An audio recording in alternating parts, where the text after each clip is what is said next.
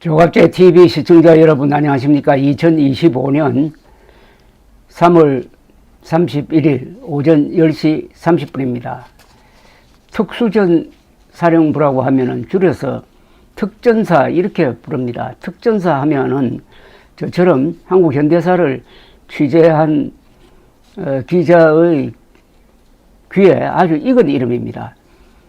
쿠데타 때 또는 정변이 있을 때 가장 먼저 움직이는 부대가 특전사입니다. 특전사는 대한민국의 이 지휘부를 옹위하는 그런 부대이기도 하고 유사시에 북한의 심장부를 때리는 역할을 하는 아주 정예 부대입니다.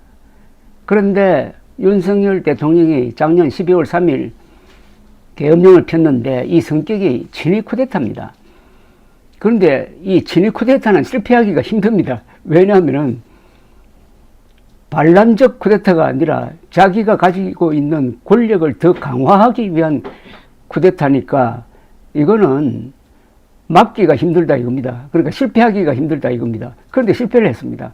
왜 실패했겠습니까? 부하들이 명령을 듣지 않아서 실패하고 워낙 준비가 허술해서 실패를 했는데 그 핵심에 있는 사람이 바로 곽종건 전 특수전 사령관인데 이분이 며칠 전에 지금 재판을 받게 되는 중앙군사법원에 자신의 의견서를 제출했는데 이게 그 전문이 공개가 되었습니다. 이 내용은 윤석열 대통령에게 질문을 하는 내용입니다. 곽종건 전 사령관의 반성요지 전문이라고 되어 있습니다. 한번 읽어드리겠습니다. 존경하는 재판관님, 존경하는 국민 여러분, 저는 대한민국 군인입니다. 국가에 충성하고 명예를 존중하는 군인이자 최정예 부대인 특전사령부와 그 예하 여단 병력을 지휘한 대한민국 육군 삼성장군 곽종근입니다. 저는 1987년 2월 28일 육군사관학교에 입학하고 1991년 3월 5일 소위로 임관하여 지금까지 34년의 기간 동안 영예로운 군인의 길을 걸어왔습니다. 하지만 이번 2024년 12월 3일 비상계엄 작전에 참가함으로써 되돌릴 수 없고 씻을 수 없는 과오를 저지르게 되었습니다. 저는 비상계엄 작전에 참여하면서 그것이 위헌인지 위법인지 판단하지 못했습니다. 지금 생각하니 그것이 저의 과오였습니다. 적어도 병사를 지휘하는 사령관이라면 위법, 부당한 명령이 무엇인지 판단하고 위법, 부당한 명령이라면 제가 죽는 한이 있어도 그것을 거부했어야 했습니다. 그러나 저는 그러지 못하고 대통령과 국방부 장관의 위법, 부당한 명령에 따라 부하를 사지로 몰았습니다. 그로 말미암아 결과적으로 국회의 기능을 저해하고 선거관리위원회, 민주당사, 여론조사 꽃 등 총 6군데에 저의 휘하 병력을 출동시켜서 건물 확보와 경계 임무를 이행하도록 하여 국헌 문란의 죄를 저질렀습니다. 부하들에게 정말 미안합니다. 국민 여러분께 진심으로 죄송합니다. 저는 저의 과오를 부인하지 않겠습니다. 어떤 법적 책임도 달게 받겠습니다. 저는 어리석은 지휘관으로서 대통령의 지시와 명령을 무조건 따르는 것이 국가에 충성하는 군인의 본분으로 여기고 2024년 12월 1일 계엄 발표 이틀 전에 공소외 김용현 당시 국방장관입니다. 김용현으로부터 비상계엄과 관련된 임무를 부여받았고 그 이후 이틀간의 고민 끝에 2024년 12월 3일 그날 밤 부하들에게 국회 진입 및 미리 정한 총 6군데에 출동하라고 지시하고 명령했습니다. 다행히 부하들은 이 명령에 적극적으로 응하지 않았습니다. 그로 인해 헌정 질서가 무너지는 최악의 상황을 피할 수 있었습니다. 이 문장이 중요합니다. 출동하라고 명령을 했는데 다행히 부하들이 항명을 했다는 겁니다. 그래서 헌정 질서가 무너지지 않았다는 겁니다. 생각하면 부하들이 나라를 살렸습니다. 그들이 현명했습니다. 저희 부대원들에게 감사할 따름입니다. 부하들은 당시 현장 상황이 처음에 생각한 것과 너무나 다르고 또 국민들을 상대로 작전을 하는 것이 힘든 상황이라고 말하였습니다. 그러면서도 저희 명령에 최대한 따르면서도 문제되는 대통령과 국방부 장관의 지시에 대하여 안 됩니다라고 계속하여 저에게 알려주었습니다. 저희 부하들이 소극적이라도 제 명령에 따른 것이 죄가 된다면 이들을 용서해 주십시오. 제 명령으로 그리 되었으니 책임은 오로지 제가 지겠습니다. 저는 대통령님께 이 자리에서 묻고 싶습니다. 대통령님, 그날 밤 정녕 저에게 의사당의 의원들을 끄집어내라고 지시한 적이 없으십니까? 문을 깨서라도 들어가 의원들을 끄집어내라고 지시한 적이 없으십니까?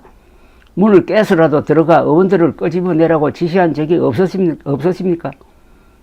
또한 제가 계엄 해제 요구 의결이 된 것을 확인한 다음, 즉 2024년 12월 3일 새벽 1시 9분경에 707 특임단과 1여단에게 안전하게 국회에서 나오라고 한 지시를 대통령 본인이 저에게 하였기 때문에 따른 것이라고 말을 하는 것입니까? 이 말은 자신이 스스로 결정을 해가지고 특전사 병력을 국회에서 나오게 했다. 나오도록 하라는 대통령의 지시는 없었다. 이런 뜻입니다.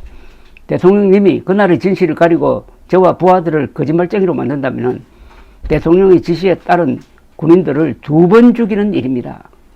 그것은 제 개인의 명예와 대한민국 군인의 명예를 짓밟는 일입니다. 군인은 명예로 사는 존재입니다. 명예를 짓밟는 행위는 군인의 생명을 뺏는 것이나 마찬가지입니다. 제가 아무리 어리석은 군인이라도 이것만은 참을 수 없습니다. 저는 어리석은 군인이지만 명예로운 군인으로서 진실을 말하겠습니다. 헌정 질서를 물한한 죄를 참회하면서 진실을 말하겠습니다. 요 마지막 문단은 한 번 더 읽어드려야 되겠습니다. 대통령님이 그날의 진실을 가리고 저와 부하들을 거짓말쟁이로 만든다면 대통령의 지시에 따른 군인들을 2번 죽이는 일입니다. 그것은 제 개인의 명예와 대한민국 군인의 명예를 짓밟는 일입니다. 군인은 명예로 사는 존재입니다. 명예를 짓밟는 행위는 군인의 생명을 뺏는 것이나 마찬가지입니다. 제가 아무리 어리석은 군인이라도 이것만은 참을 수 없습니다. 저는 어리석은 군인이지만 명예로운 군인으로서 진실을 말하겠습니다. 헌정 질서를 물란한 죄를 참회하면서 진실을 말하겠습니다. 한 군인 30년 이상의 복무를 통해서 엘리트로 성장을 했고, 이번 일이 없었으면 아마도 육군 참모총장이나 합참의장 또는 국방장관이 될 수 있었던 사람이었습니다. 그 사람의 신세가 이렇게 된 것은 사람을 잘못 만났습니다. 즉 윤석열이라는 군대도 가지 않고 총을 잡아보지도 않고